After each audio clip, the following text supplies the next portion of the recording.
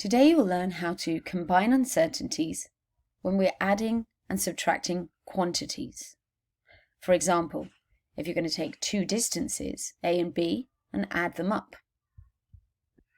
First, a point about notation. How do we summarize or say that we are referring to an uncertainty? An uncertainty can be expressed with this notation, delta. So for example, in the quantity y, the uncertainty would be delta y.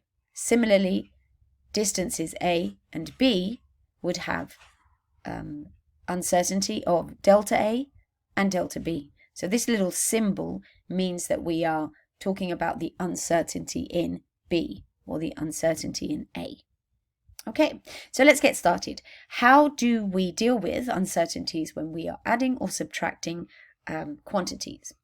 The rule is whether you are adding or subtracting, you always add the uncertainties. So if y equals a plus b, then the uncertainty in y would be equal to the uncertainty in a plus the uncertainty in b.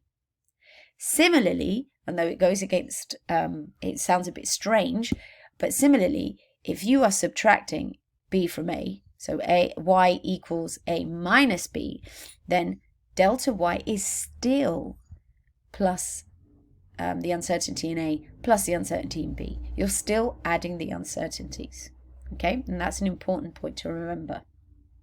In this example, we're trying to find the circumference in this rectangle. So we know that to find the full distance, we would need to add the sides.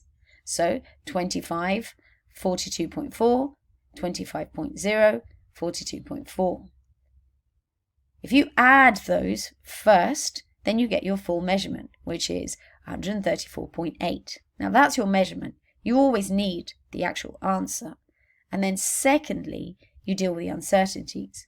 Well, because this involves addition, the addition of the four sides, what you have to do is find the uncertainty in the final measurement as equal to the uncertainty of all these four measures added up. So 0.1 plus 0.1 plus 0.1 plus 0.1, which gives us a total uncertainty of 0.4.